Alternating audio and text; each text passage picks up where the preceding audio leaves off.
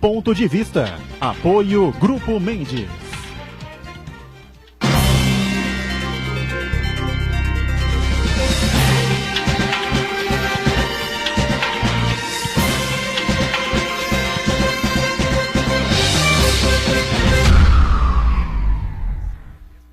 Olá, estamos abrindo mais um Ponto de Vista, você conferindo sempre com a gente neste horário da 1h30 da tarde, a tradição da discussão política, dos debates, dos temas importantes aqui para a cidade e, claro, para a região metropolitana, saúde, educação, meio ambiente, não é? Transporte, enfim, o tema que, todos os temas e os assuntos que circundam aí a nossa vida, o nosso dia a dia aqui na cidade, na região metropolitana e sempre também o debate aprofundado dos temas e dos assuntos de interesse nacional. Sempre de segunda a sexta, às 8 da noite, você acompanha aqui na Santa Cecília TV a nossa reprise do Ponto de Vista. Saíram as pesquisas do Datafolha, saíram aí nomes novos que as pessoas não estão aí muito acostumadas, enfim, não é?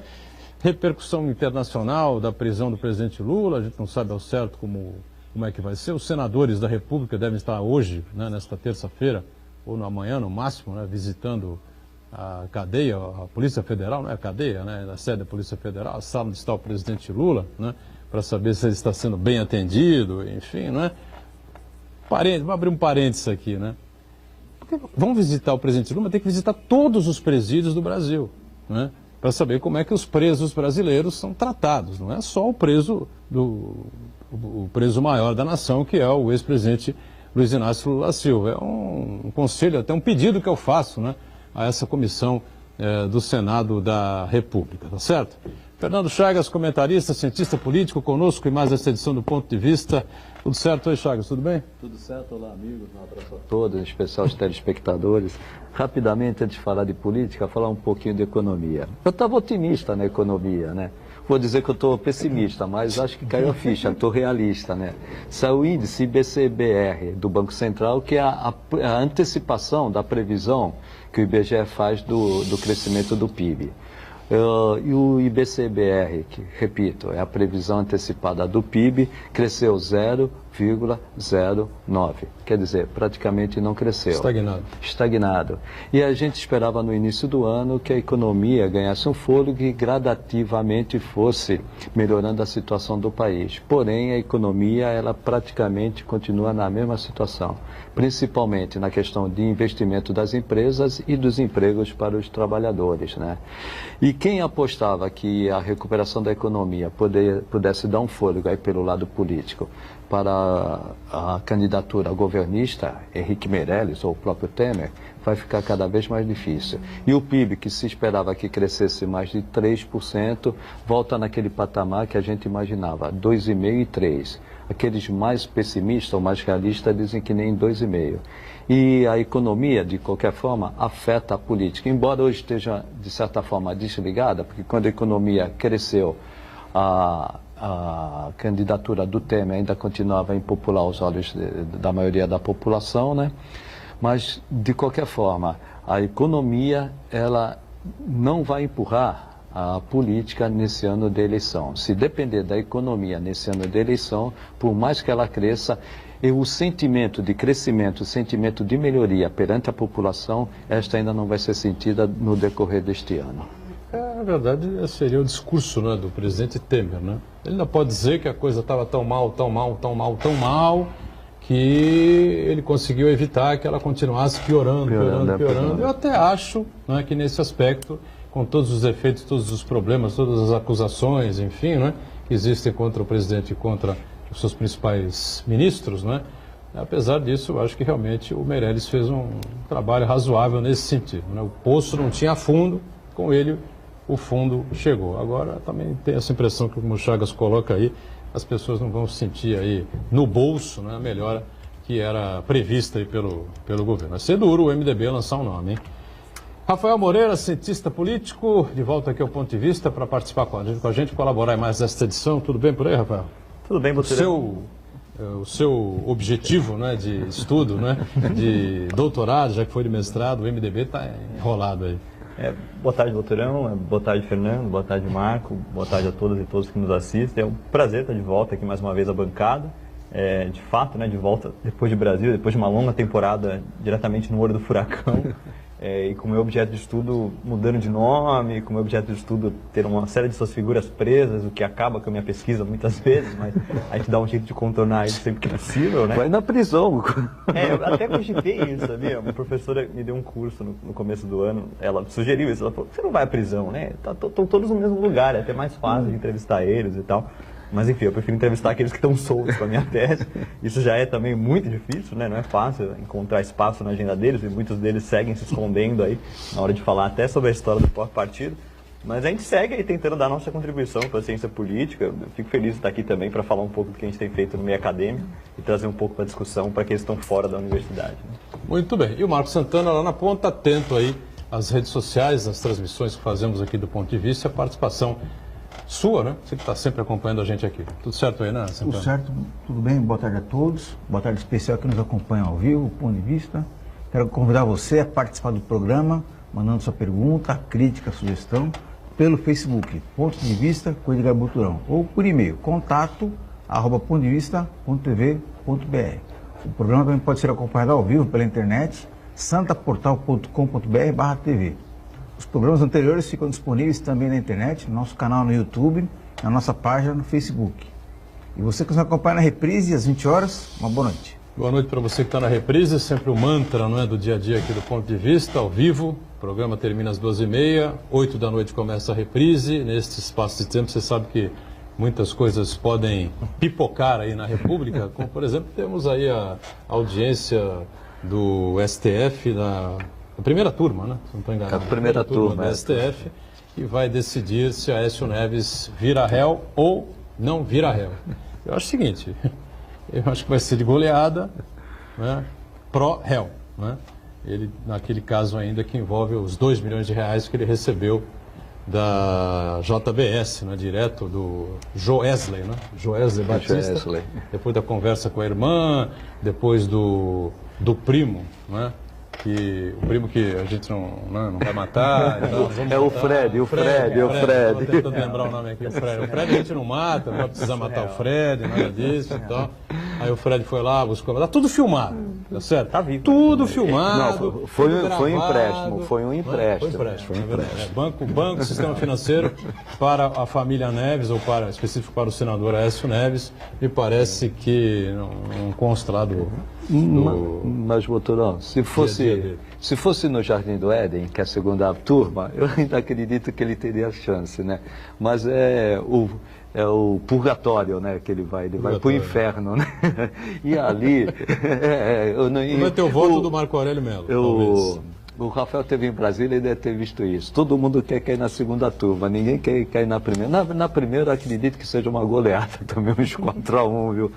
Até porque as provas, embora tenham sido desmentidas pelo próprio Aécio, né, elas são cabais. A imagem é muito forte, né? E as palavras também ali registraram, né, que ali não era uma conversa nada republicana, né? Inclusive, né, em várias gravações, muitos falaram, o caso do Romero Jucá, né, tem que matar a Lava Jato, né? Então, nessa situação, mesmo que aquilo não seja uma prova definitiva, era um indício muito forte. Eu acredito que, pelo menos, as investigações serão abertas, já que ele caiu na primeira turma, e a primeira turma, ela não perdoa. Só para a gente tentar esclarecer, a primeira turma tem o ministro Edson Fachin? Tem, né? Não, Edson Fachin é da outra. É da outra turma, que está perdendo sempre. Tem o Fux, né? Ministro Fux, Barroso, Rosa Weber, Marco Aurélio Mello, e o quinto ministro... É o Alexandre. Alexandre de Moraes, bem lembrado. Alexandre Moraes. Diga.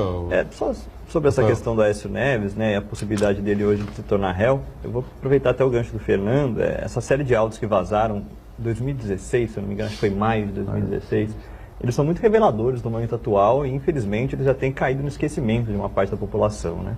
Eu sempre sugiro para que as pessoas vão atrás das matérias naquele momento, que muitos daqueles áudios que vieram à tona, eles explicam muito do que está acontecendo hoje, né? Ali estava muito claro uma tentativa de abafar a Operação Lava Jato, ali estava muito clara a articulação que estava acontecendo nos bastidores para que o governo Dilma fosse interrompido no meio do seu mandato, enfim, tinha muita coisa que estava vindo à tona naquele momento, e a gente, de certa forma, tem que até agradecer ao Joesley Batista, porque ele tem um documento histórico muito importante, não só para a ciência política, mas também para a história política do Brasil. Ali revela muito do que estava acontecendo naquele momento e que está sendo usado já até como objeto de estudo, enfim, por muita gente por aí.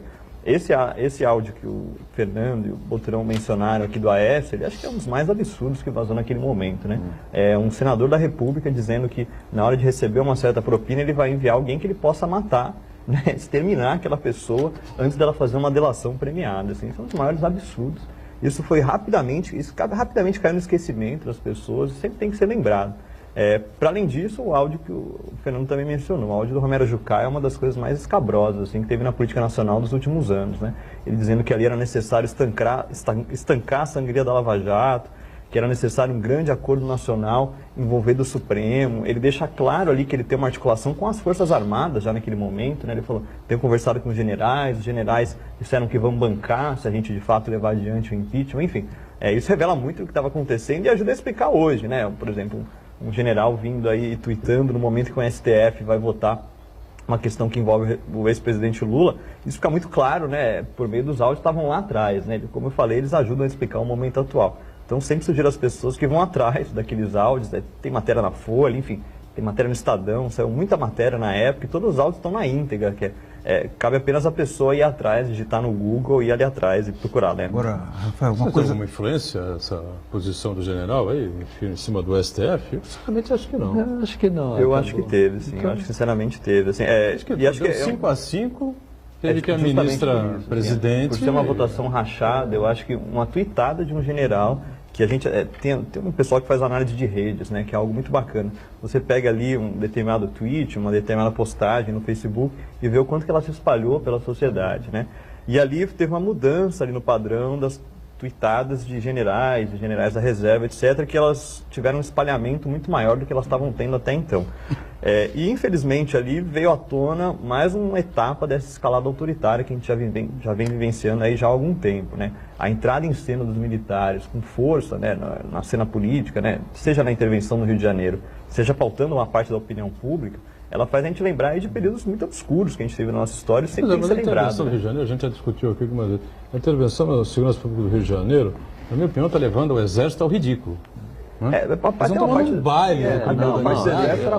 O caso da Marielle, né? Não apresenta absolutamente nada, resultado nenhum. Não vão apresentar resultado nenhum. E o caso, foi improvisado, né? Ali foi uma medida casuística, né? Mas foi uma maneira dele... nem o Exército sabia. Nem o general que foi indicado para comandar a operação. E o caso da Marielle desmoralizou, né? Ele desmoralizou completamente. Já se faz um mês, né? Já se faz um mês que passou e eu acho difícil ter uma revelação. Agora, no caso do... Até discutia a gente não descansa, não desliga. Eu e o Boturão ficamos trocando mensagem. Né, eu já imaginava, Rafael, que a Rosa Weber ia manter aquele voto. Pelo seu histórico no próprio STF. Foi coerente, na verdade. Talvez na ação declaratória de constitucionalidade, talvez, Rafael, tenho dúvida se ela vai mudar. Eu acho que ela, como ela falou muito em segurança jurídica, eu acredito, mesmo quanto a opinião, ela mantenha. Mas, ao contrário do que a maioria entendia, eu achava que realmente a Weber ia manter coerente com o que ela vinha fazendo, né? E agora, o Alexandre de Moraes, eu dizia ao Chagas, né? Olha, eu acho que ele vai votar contra. Chagas disse, não, ele vai votar a favor, porque no livro dele está escrito que tem que ser na segunda instância, a prisão e tal. Mas eu lembrei você de um fato, lembra? Isso. Que ele cansou de dizer que jamais um ministro de Estado poderia ser indicado pelo presidente da República para o STF. Aconteceu exatamente o que ele dizia que não era para acontecer com ele. Mas no caso de... Aí eu fiquei... Mas no caso de interpretação seletiva da própria obra, né? Não é novidade, né? O Fernando Henrique Cardoso também já fez muito disso. Agora, com relação ao Aécio Neves, eu acho preocupante, a gente já discutiu isso aqui várias vezes, que infelizmente a Corte Suprema do Brasil, ela toma suas decisões de acordo com a maré da opinião pública, se vai pegar bem, se vai pegar mal. E o que eu acho preocupante é tomar uma decisão, nesse caso específico do Aécio, não que o Aécio não mereça se transformar em réu, merece sim, as evidências abundam, né? Agora, o que me preocupa é o Aécio ser levado às feras, né? Ser entregue às feras, à galeria, para satisfazer a opinião pública, ao passo de que outros suspeitos na Operação Lava Jato sejam poupados. Quer dizer, seria uma decisão do Supremo para dar uma satisfação à opinião pública, quando na prática outros casos que até equivalentes vão passar despercebidos. Mas aí tem 2 pontos. Uma, a pressão popular. A pressão popular está grande. E a tendência do STF, ao contrário do que tem vindo ultimamente, a tendência do STF é acelerar, porque está tendo essa comparação entre o STF e a primeira instância. A primeira instância está condenando todo mundo, até a segunda instância está condenando todo mundo, e o STF até agora nada. E aí eu concordo contigo. Tinha que ter um para jogar as feras. E foi muito gritante aquele áudio do Aécio. Então, o Aécio, ele foi infeliz nas suas declarações e estava no lugar errado na hora errada e falou que não devia na hora errada. E ele vai às feras. Se ele fosse ainda na primeira turma, eu acredito que ainda teria uma aliviada. Na segunda turma, e daqui para frente, o STF é pressionado. É isso que não deveria acontecer, né? Não, ele tá na primeira turma vai ser aliviado e tal, não sei o quê. Na segunda está condenado, enfim, quer dizer, está rachado. Um grupo interpreta de uma forma, outro grupo interpreta da outra, e a sociedade fica assim olhando, não que entende. raio é isso que está acontecendo? Não dá para entender. Não são ministros do STF, afinal é tão difícil assim interpretar a lei? É porque ali o que está acontecendo. Interpretações completamente distintas, né? Eu posso estar completamente errado. Ali também virou um grande palco. Depois que começou a televisionar, né? Tem uma emissora por assinatura, né? Então todo mundo virou celebridade. Hoje todo brasileiro sabe os 11 ministros. Há 10 anos isso, Rafael, era impensável. Por outro lado, há um racha que não é de conceito jurídico. Ali o STF tem uma parte ideológica e tem uma parte pior, partidária. E eles assim estão agindo. E tem um lado que tem aquele conceito que tem que punir. Tem que punir de qualquer maneira para dar uma satisfação à população. Então entrou nesse conflito. Isso a gente viu muito claramente no Mensalão, o Joaquim Barbosa com o Ricardo Lewandowski. E agora a gente vê entre o Barroso e o Gilmar Mendes. Então a gente vê esse racha, tá? O STF nunca teve assim, 6-5. Normalmente se conversava no cafezinho e chegava um consenso e todo mundo votava com o colegiado, mesmo tendo opinião contrária, formação jurídica contrária àquilo que foi decidido. Hoje não, hoje nós temos 11 STFs. São 11 ministros, 11 STFs, não tem uma por falar em pressão popular, segundo o Datafolha, 84% dos entrevistados querem a continuidade da Lava Jato. Acho que não há praticamente ninguém que seja contra a continuidade da Lava Jato, né? Desde que se cumpra a lei, acusados. Né? Só os acusados. Os acusados são os 16% ali, né? Com a margem, né? É que nem os 3% que aprova o governo Temer. 57% querem que o STF mantenha a prisão após a segunda instância, né? Eu acho que tinha que mudar a Constituição, né? É uma coisa complicada, já debatemos aqui em várias oportunidades, enfim, a Constituição fala uma coisa e o STF está interpretando uma outra coisa. Embora, se perguntarem para mim, o que você prefere? Eu prefiro que seja na segunda instância, mas dentro da lei vigente no país. Do texto constitucional. Constitucionalmente, né? Agora, sei lá. Aquilo nós já discutimos bastante aqui. Eu também entendo que o trânsito em julgado é só depois do último... Infelizmente, isso leva à prescrição da pena. Prescrição da pena significa o quê? Impunidade. Quem tem bom advogado, quem tem recursos financeiros e tem um bom advogado, leva os recursos até... Tem um cara que está preso há 2, 3 anos, 4 anos, quando não foi nem julgado ainda. Tem algum que está na mão do Celso de Mello, está para prescrever agora no meio do ano.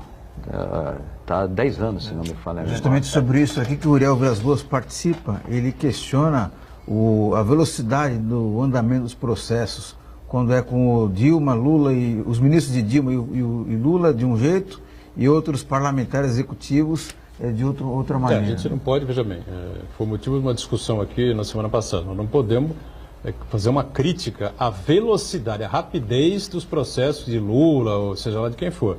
Nós temos que criticar a demora dos outros processos, foram privilegiados. Então, mas aí tem algumas coisas que a gente tem que levar em conta. Assim. Acho que a demora ou o ritmo acelerado se baseiam em pressões, seja partidárias, pressões populares, etc. E elas também nos dizem algo, né? O momento em que determinada pessoa é julgada pelo STF ou pela primeira instância tem um peso diferente no sistema político, né? O julgamento de Aécio, por exemplo, hoje, com a possibilidade de ele se tornar réu, assim, qual o peso que Aécio Neves tem hoje em dia no sistema político brasileiro? Zero, nenhum. Qual vai ser no ano que vem? Vai ser menor ainda, né? Então é muito diferente você levar adiante um julgamento contra Aécio Neves no momento atual, onde ele já não tem qualquer peso, e de você fazer um julgamento contra Lula ou quem seja, qualquer ministro do governo do PT, no momento atual. Já empurrar bêbado na ladeira. Exato, assim, jogar boi de piranha, né? Sobre o STF, acho que tem outras coisas que a gente tem que levar em conta também, assim, né? O STF adquiriu um protagonismo muito forte já há algum tempo, como o Fernando colocou, e muito disso se deve à questão da TV Justiça, né? Muitos deles se tornaram celebridades, né? Muitos deles aparecem em público, muitos deles se posicionam em público até em momentos que não deveriam, eu acho, até sinceramente. Mas, enfim, isso também pode ser visto num aspecto positivo, né? Uma grande exceção aí que é o ministro Celso de Mello. Isso. Não dá entrevista para ninguém, não aparece em lugar nenhum, não sei se é professor de algum lugar, acho que nem isso. Da UNB. Da UNB e tal. Mas nem todos, né? Alguns usam esse tipo de espaço para se promoverem das mais variadas maneiras, né? Para se promoverem até, enfim, acho que economicamente, alguns aspectos, né? Isso sim tem que ser criticado. Para além disso, é importante também sempre pontuar o que foi colocado aqui antes, né? O direito não é uma ciência neutra, né? Ele está passível de pressões populares, está passível de pressões partidárias, né? A própria composição da STF é um pouco a prova disso, né? Alguns ali atuam de maneira claramente partidária, né? A discussão entre Gilmar Mendes e Barroso, se não me engano, há poucas semanas deixou isso muito claro, ali foi o momento que isso veio à tona, né? Que ali o Barroso estourou, né? Chegou um momento que ele não aguentou mais e tentou expor algumas coisas que a gente percebe, mas acho que talvez o público maior não percebe, né? A nomeação do Gilmar Mendes é uma coisa muito complicada, e isso até tem notícia na época, ali no meio do governo do Fernando Henrique, até sugiro que as pessoas vão atrás. Mas, enfim, isso tudo para dizer que o direito não é uma ciência neutra, né? Ele parte de pressões políticas, pressões partidárias, pressão popular até. Enfim, e os ministros levam isso em conta na hora de votar, né? Por isso que eu acho que uma votação, por exemplo, que é muito dividida, quanto mais pressões, mais passível aquela pessoa está de ser influenciada por alguma dessas pressões que vem.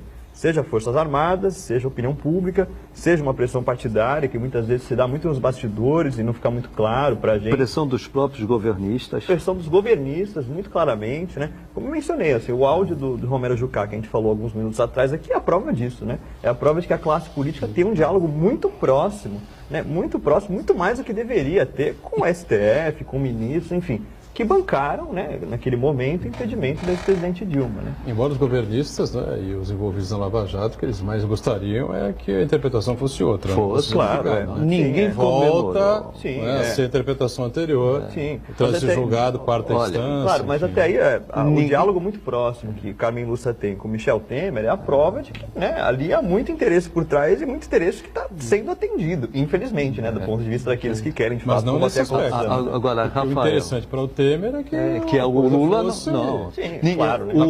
Claro, sim, mas não o Brasília. O fato de eles se reunirem num domingo à tarde também mostra algo, assim, eu acho, né? Mas no domingo. Mas ali, Rafael, talvez um pouco republicano, mas a impressão que eu tenho é que ele pediu, e ela disse não vai isso a gente não tem como saber. Eu só lamento profundamente uma coisa. Ela foi presidente da República por 48 horas. Não assinou como você queria.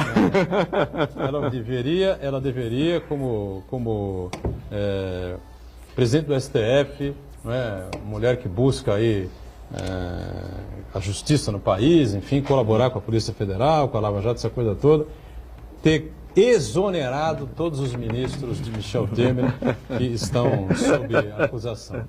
E a Polícia Federal os esperaria de braços abertos nem no dia seguinte. No mesmo momento. Exonerou, caiu. Ou é foro ou é moro. Vamos para o intervalo, voltamos daqui a pouco na sequência do ponto de vista. Já.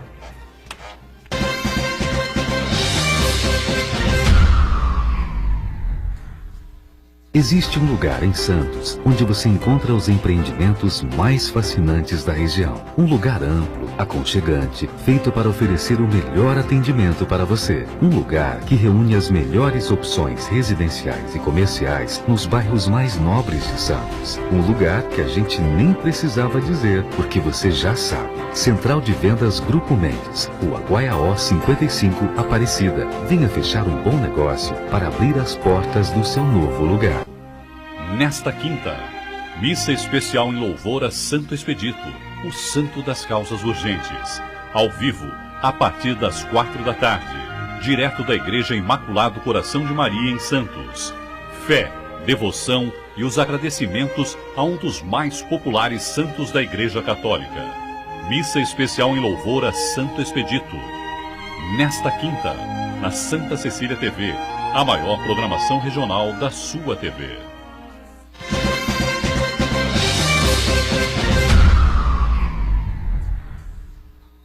Muito bem, sequência aqui do Ponto de Vista, aqui com o Fernando Chagas, com o Rafael Moreira, o Marcos Santana acompanhando aí as redes sociais, enfim, né? Nós tivemos um episódio curioso ontem, mais uma vez, né, curioso na Câmara de Santos. Só lembrando, nós tivemos um programa na semana passada aqui, com o vereador Braz, o vereador Boquinha, né? Braz do PSD de Dado, Boquinha do PSDB.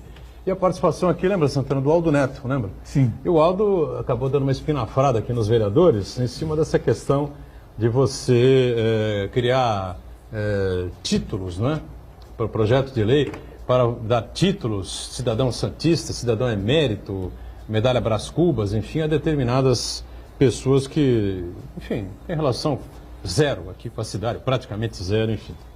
E o vereador Augusto Duarte, do PSDB, ontem apresentou um projeto, né, para conceder o título de cidadão emérito a João Dória, né?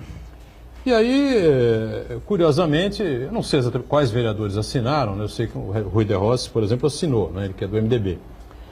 Mas nenhum tucano, né? Nenhum outro vereador do PSDB, são 7 hoje, né? Eram 8, agora são 7, né? São 7 vereadores do PSDB. Nenhum dos outros 6, né, subscreveu esse projeto de título aí de cidadão emérito ao ex-prefeito da capital, né? Então volta essa situação curiosa. Claro que o Augusto Duarte vai ter o seu espaço aqui mais à frente, enfim, vai poder explicar, claro, né? Mas fica mais uma vez essa situação estranha, né? Afinal de contas, qual é a relação do Dória aqui com a cidade, a não ser o Santos Futebol Clube, ele é santista, roxo como eu sou também e tal, né? Mas fora isso... Primeiro, ele esqueceu de combinar com os russos. O Trump, quando invadiu a Síria lá para soltar umas bombinhas, né? Combinou com os russos de novo, conversou com os russos. Ele não foi. O Augusto Duarte esqueceu de combinar com os russos. O presidente, nem com os russos, com os aliados. Esqueceu de combinar com a Inglaterra, com o Reino Unido e com a França. Com todo respeito, eu gosto muito do Augusto Duarte, né? O título só vale aqui para cidadão que tenha uma relação com Santos. Tirando essa de ser santista, né, do torcedor do Santos, talvez seja torcedor da Portuguesa Santista também, quem sabe até do Jabaquara, não cabe um título para o João Dória aqui, né, na cidade de Santos, né? E você me falou, eu trabalhei muitos anos na Câmara, não tinha conhecimento, você me alertou que precisa ter 10 anos de residência em Santos, né? Eu não sabia desse fato. O Boquinha levantou, o Santana deve lembrar, não foi? E o Braz confirmou, né? A gente sabe. Eu não sabia, eu trabalhei anos na Câmara e não sabia. Dizer até que muitas homenagens, entre as foram concedidas sem ter esse requisito, né? Tem que ter uma relação com a cidade. Se não tiver uma relação com a cidade, não tem motivo para você oferecer qualquer tipo de título, uma medalha, alguma coisa quer que seja, né? E o pior, né? Politicamente, quando os próprios aliados não ratificam, fica uma situação, no mínimo, constrangedora, né? Faltou combinar realmente, não com os russos, mas com os aliados. Eu não sei nem se isso foi aprovado já, hein? Não sei se foi aprovado. Porque, evidentemente, você precisa de um número... Uma maioria simples. Maioria simples são 12. Não, aí é complementar. No quórum mínimo precisa de 6. 6? 6, se tiverem 11, para abrir uma sessão, 11. Se para uma maioria simples, desses 11 você tem que ter 6. Vamos dizer, se tivesse 13... Se tivessem todos lá, 21. 21. Precisa, aí seria... 12. Não, você precisaria a maioria simples, 11.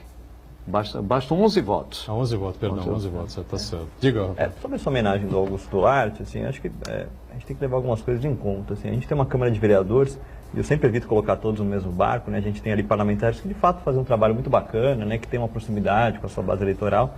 Mas, enfim, esse não é o caso de todos, né? A gente tem ali muitos parlamentares que têm uma produção legislativa muito baixa. E essa produção legislativa muitas vezes se dá em torno de homenagens, título de cidadão, emérito e tal. A gente até lembrou de alguns casos aqui, o título que foi dado a Alexandre de Moraes no ano passado também. Outra pessoa que tem pouca ou nenhuma relação com a cidade, enfim. E quando vem esse tipo de homenagem à tona, a gente sabe que tem muita coisa ali por trás, né? Uma delas, muitas vezes, é você ver que tem uma figura aí da política nacional que está em evidência, né? Dória já caminha aí com a sua candidatura para governador de estado, né? Pré-candidato no momento atual. Vai ser provavelmente o candidato do PSDB aqui no estado, com índice de aprovação ali questionável na capital, mas com uma certa penetração no interior de São Paulo, e, enfim, podendo ser mais um desses governadores de São Paulo que vem, né, do ninho tucano. A questão é, você usa esse momento em evidência de um outro político também para se tornar em evidência, né? Você homenageia alguém que está aparecendo bastante na imprensa, torcendo para que você próprio vai aparecer também. A questão é, isso muitas vezes é um tiro no pé, né? Como a gente falou aqui, né? Se você não tem apoio da sua própria base aliada, se você não tem apoio da sua própria base eleitoral, também muitas vezes, eu imagino que uma parte da base eleitoral do Augusto Duarte também não gostou desse tipo de homenagem, quando viu esse tipo de coisa na notícia, né? Enfim, isso acaba sendo um tiro no pé, né? Isso acaba ricocheteando em você mesmo. E mais uma vez, assim, é uma crítica que eu estendo a quase toda a composição atual da Câmara de Vereadores de Santos, né? A gente tem uma posição legislativa muito baixa.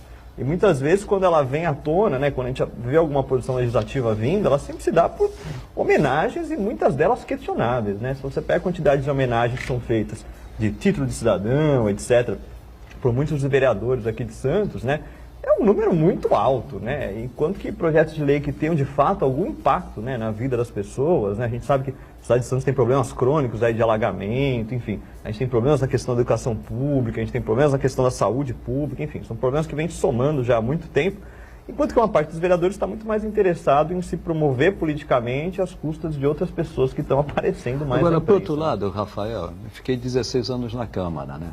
E na Câmara a gente tentava fazer um trabalho institucional, o trabalho institucional pela própria população.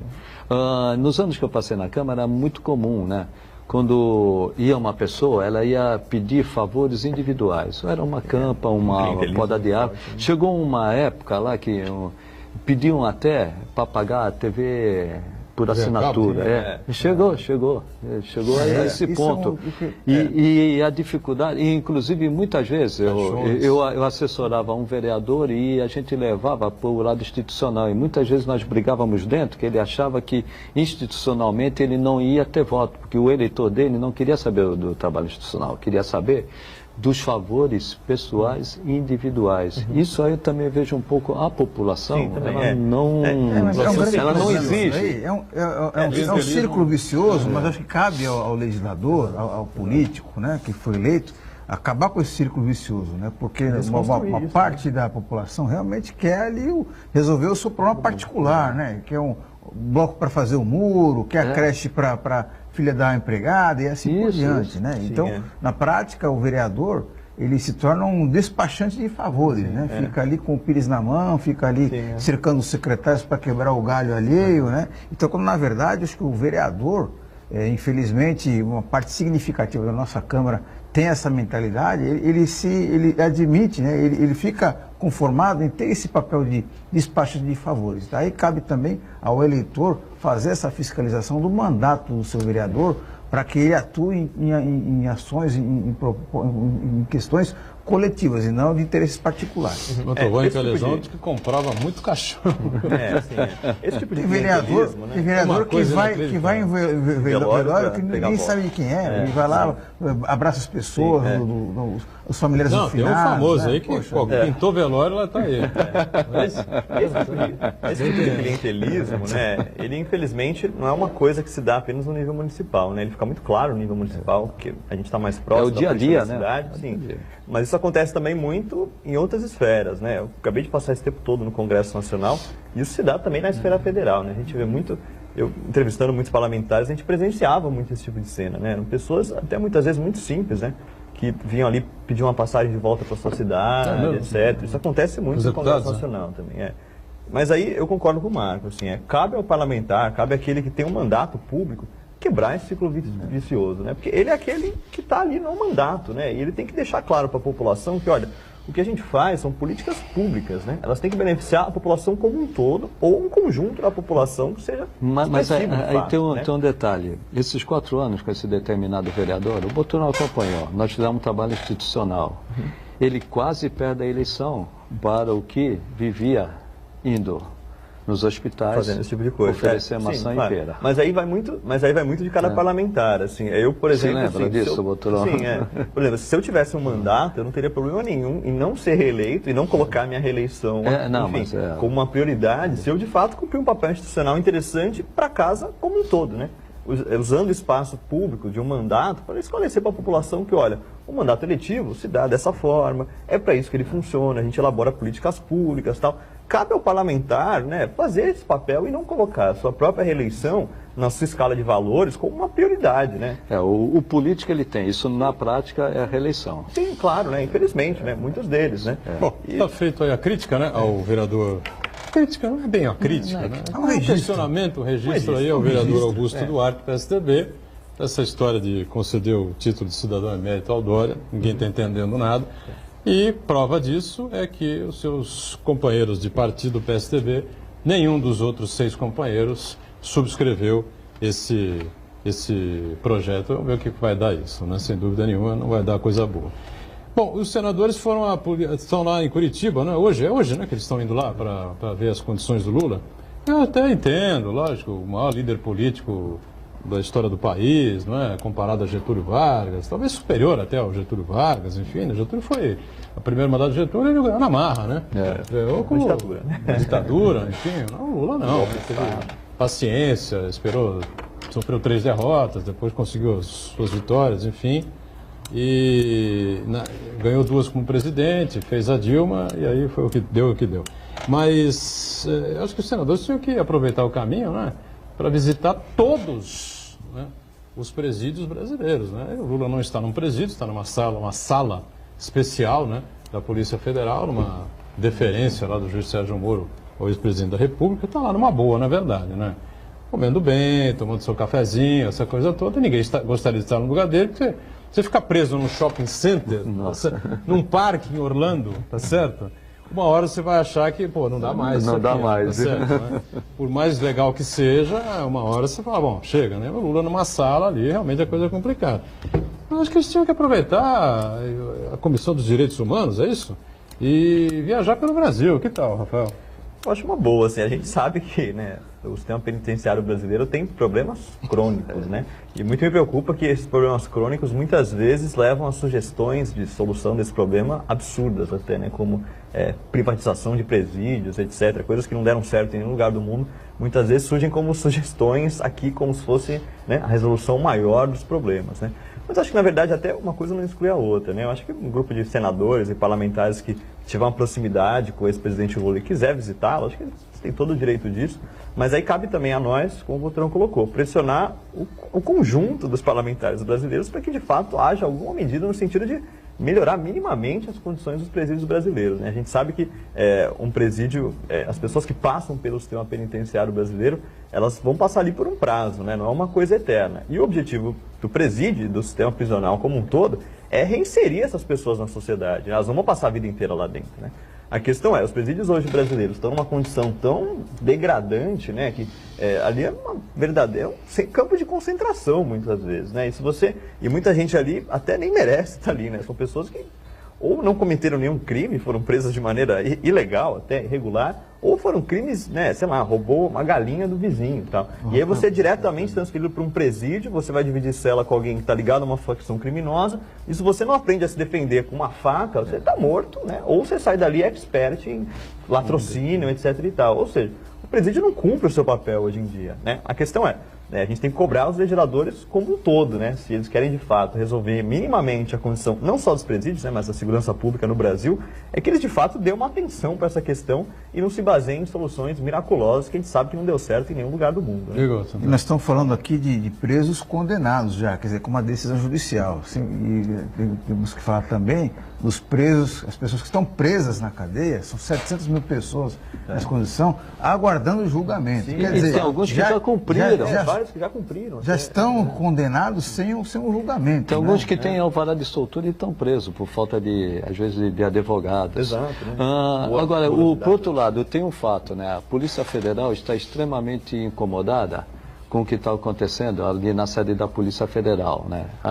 Aquele movimento, acampamento, aquele movimento político e está prejudicando a rotina, não só da Polícia Federal, como da cidade de Curitiba, né? Inclusive a Prefeitura já impetrou uma ação pedindo para a mudança da sala de Estado do ex-presidente Lula para um outro presídio. E também já houve pedido da Polícia Federal ao próprio juiz Sérgio Moro para fazer essa transferência. O Sérgio Moro entendeu que ele ainda deve continuar lá.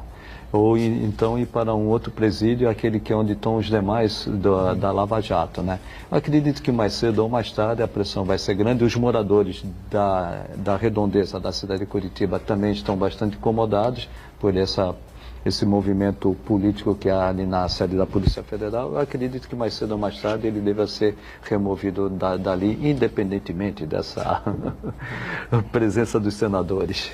Um intervalo mais, já estamos de volta na sequência aqui do nosso ponto de vista, em instantes.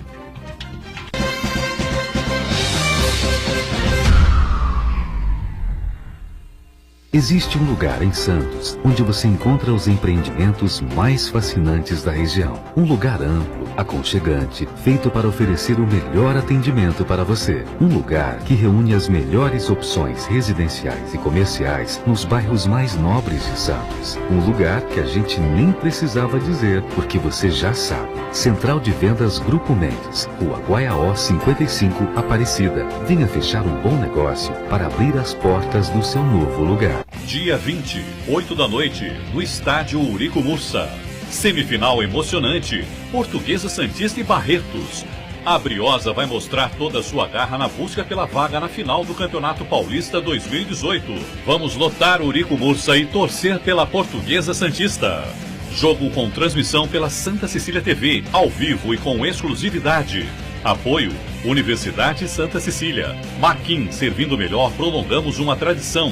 Nita Alimentos, leve momentos deliciosos para sua casa. E em Giterpa, mais de 40 anos de tradição.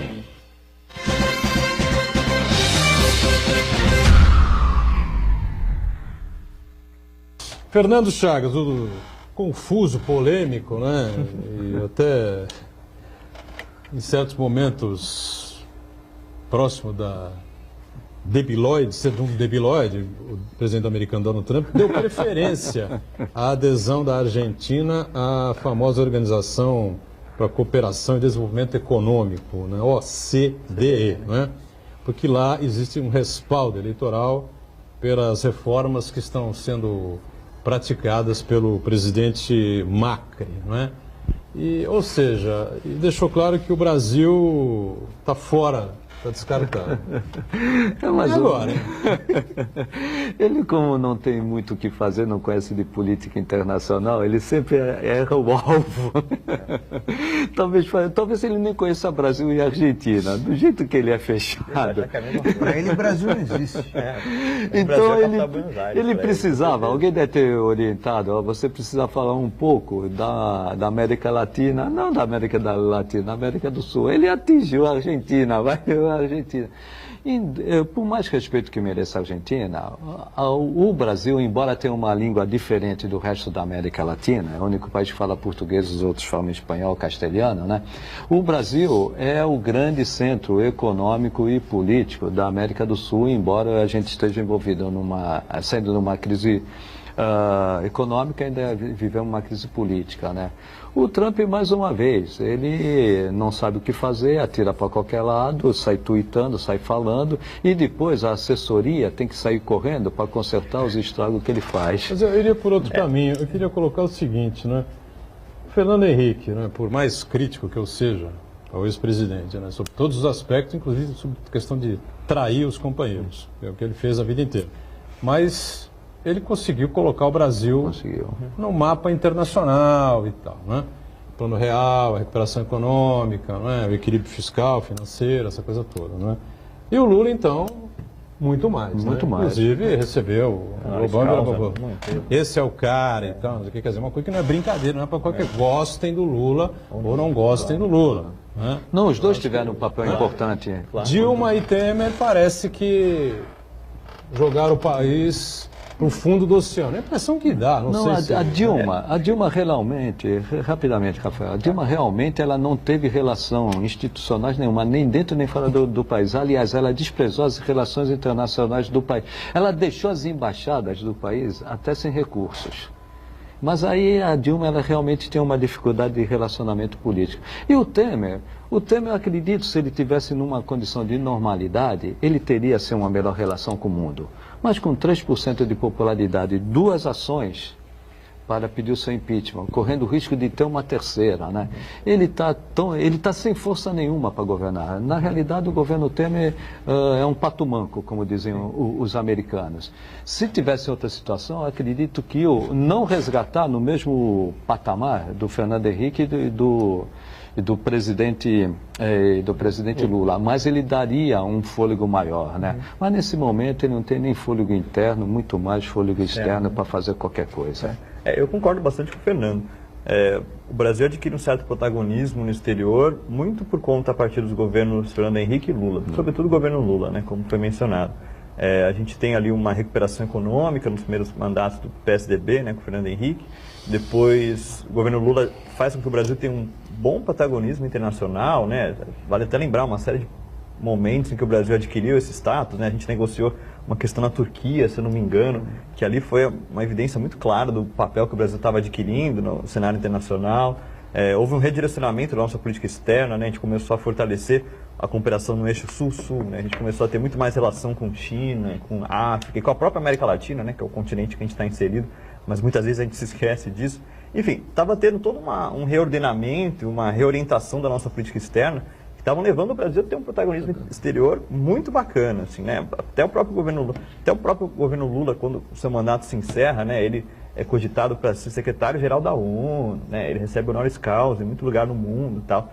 A questão no momento atual, o governo brasileiro passa por um tamanho de descrédito que, né, a gente não tem papel nenhum assim, na geopolítica internacional, nem zero, né? Até lembro, acho que, se não me engano, foi a última vez que eu estava aqui no programa, Michel Temer estava chegando à Rússia, se eu não me engano. Teve que voltar correndo. Participar de alguma coisa. Teve que voltar correndo e quando chegou lá, né, não tinha ninguém para receber no aeroporto. Assim. Aquilo é uma coisa vergonhosa. Assim. Aquilo mostra que você não tem o mínimo crédito internacional, assim, nenhum, zero. Né? Eu lembro até na hora da foto ele era uma coisa tão marginal, assim, que você nem lembrava que ele estava naquele encontro. Né?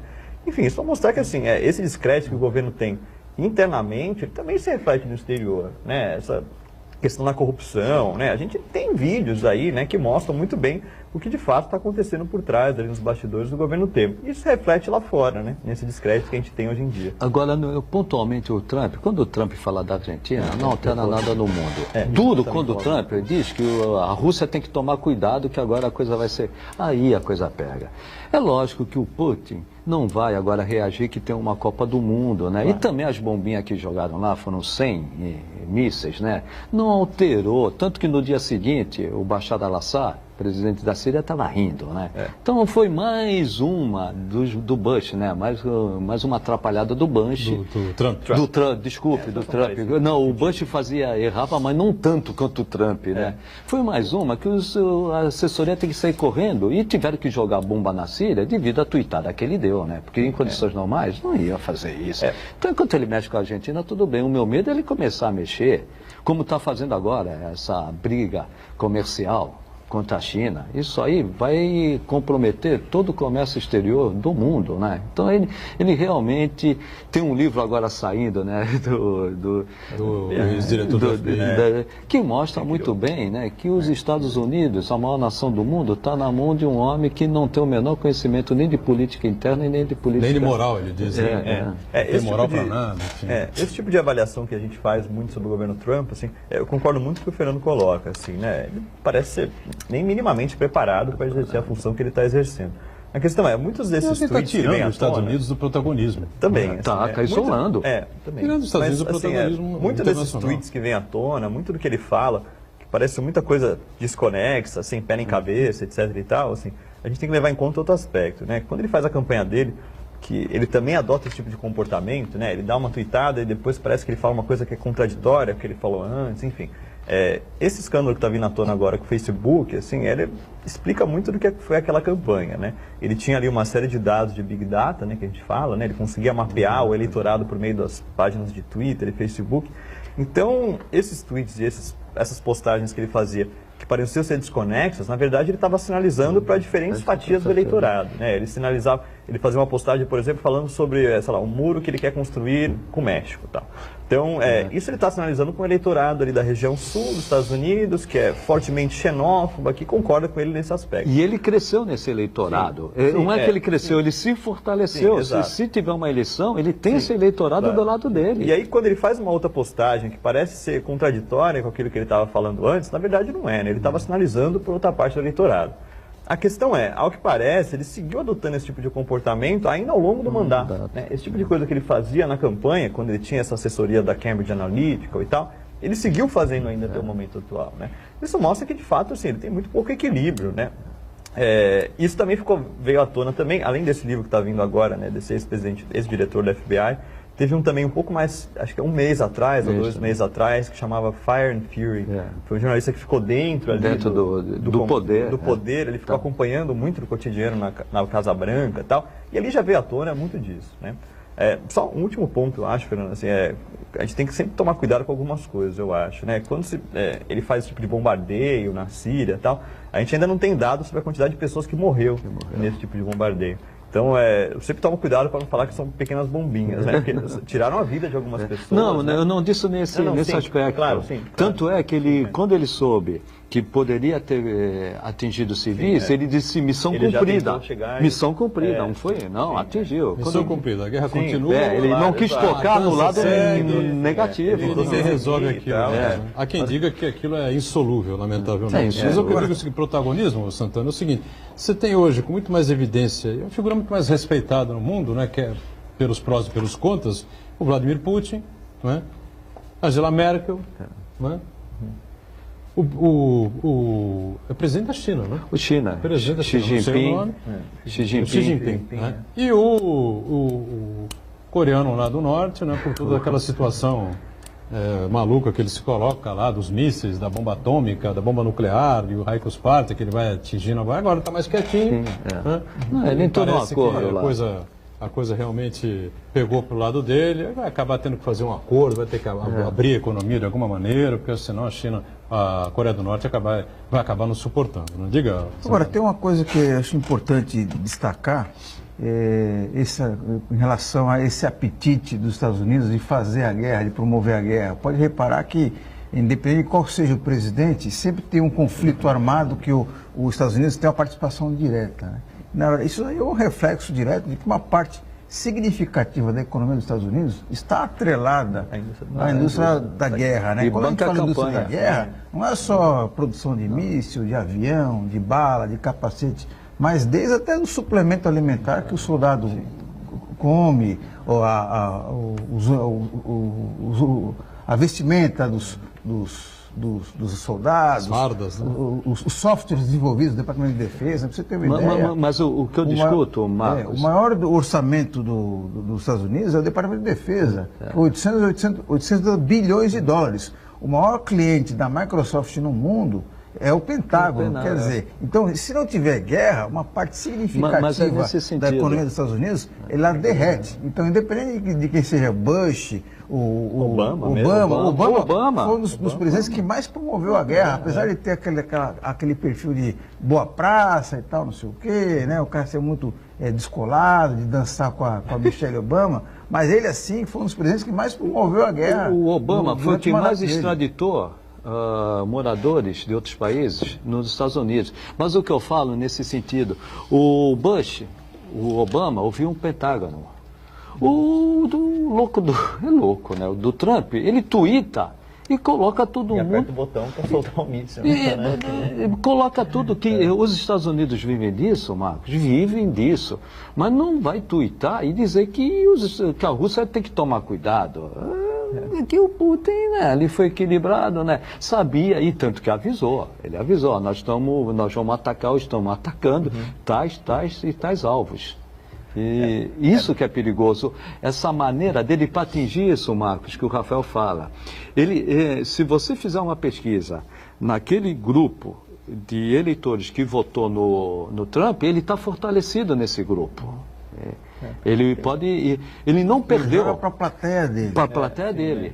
E putz, eu não consigo lembrar o nome agora, assim, mas tem um livro muito bom de um professor dos Estados Unidos que ela acabou prevendo de maneira muito legal, assim, qual seria a base eleitoral do governo Trump muitos anos antes, né? Ela foi fazer uma pesquisa qualitativa no interior de algum estado do sul dos Estados Unidos. Depois, se alguém quiser, até pode mandar mensagem que eu procuro o título e mando. Ela foi fazer um trabalho de campo, mais ou menos como eu faço no Congresso, mas ela foi fazer no interior dos Estados Unidos, na região sul, num estado bem agrário e tal, com aquele perfil que depois, anos depois, seria aquele perfil que colaborou muito para a eleição do Trump, né? E ali ela mapeou muito do que estava permeando aquele momento do governo Obama, né? Era uma classe média branca, do meio rural, muito ressentidas com as políticas públicas que estavam sendo levadas adiante e tal. E ele conseguiu depois, o Obama levou a eleição, ele levou a eleição do Trump, de certa maneira. Não foi o único motivo, mas foi também. Sim, claro. Tem outras questões também por trás, assim, eu acho que o Partido Democrata errou muito ali ao colocar Hillary Clinton como candidata ali. Estava claro que ela era muito ligada ao establishment, era muito ligada. Tinha uma percentual com a juventude. Exato. Mas antes da decisão do Democratas pela Hillary, as pesquisas apontavam que o Sanders teria muito mais frente contra ele tinha um teto os muito republicanos, maior, especialmente o Trump. Para mim, a própria Hillary. Sim, para mim o Partido Democrata perde a eleição naquele momento, ali, muito anterior da eleição. Bom, mas temos questões, só para apontar algumas coisas assim, rapidamente, a gente tem que levar em conta outras coisas, para além da análise de quem é a pessoa que está no cargo de presidência da República, né? Os Estados Unidos vem perdendo um protagonismo internacional muito rapidamente, e ali há uma tentativa muito clara de se equilibrar com o poder que a China tem adquirido já há algum tempo, né? É uma economia que vem crescendo um patamar, né, estrondoso já há muito tempo, tem uma penetração muito forte na economia de todos os continentes e tal.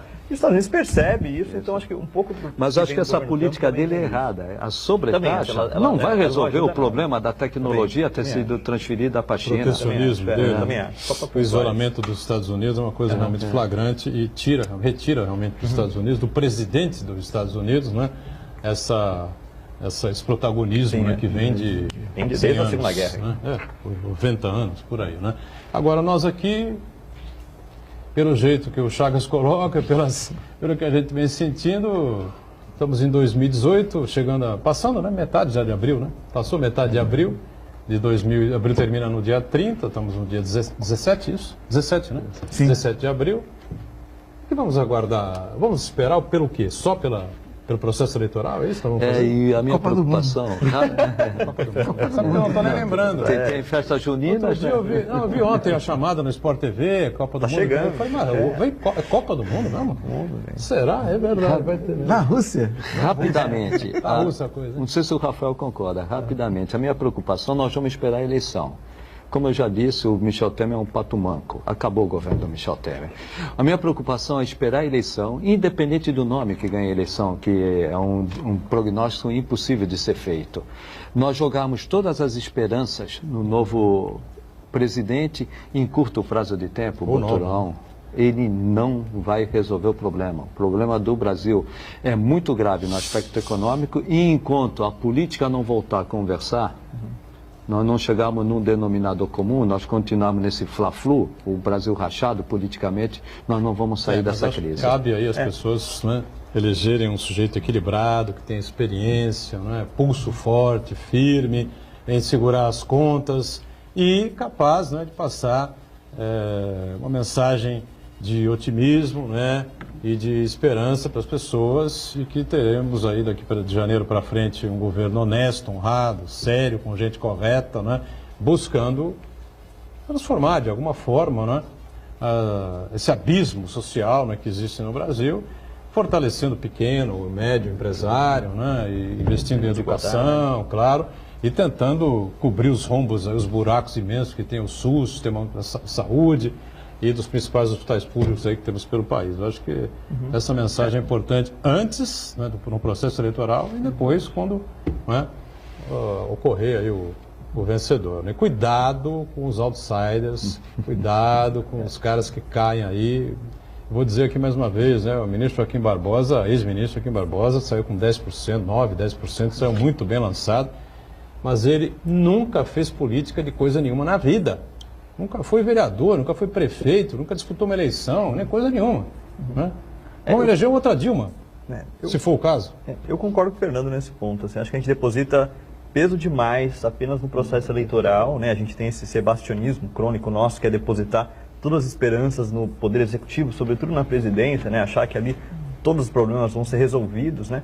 E eu sempre tenho sugerido à população, assim, deposite o mesmo tempo que você gasta para se informar na hora de uma eleição presidencial, gaste esse mesmo tempo para se informar sobre o deputado que você quer votar, né? Esse ano a gente tem eleição para deputado estadual, deputado federal, senador, governador, enfim, são uma série de cargos que estão em disputa. Então, se informe sobre todos os políticos que você deseja eleger. Veja o passado dele, veja qual a agenda de governo que ele pretende implementar, veja o seu retrospecto, veja partidos que ele fez parte, enfim. Peço para que a população se informe cada vez mais. Isso é muito importante, não é comum, lamentavelmente, no Brasil. Estamos fechando aqui mais um ponto de vista com o Chagas, com o nosso Rafael Moreira, não é? E, claro, a presença do Marcos Santana, dia a dia com a gente aqui. Segunda a sexta estamos ao vivo aqui na Santa Cecília TV, 1h30 da tarde, e a reprise do ponto de vista às 8 da noite. Obrigado, valeu, gente. Tchau.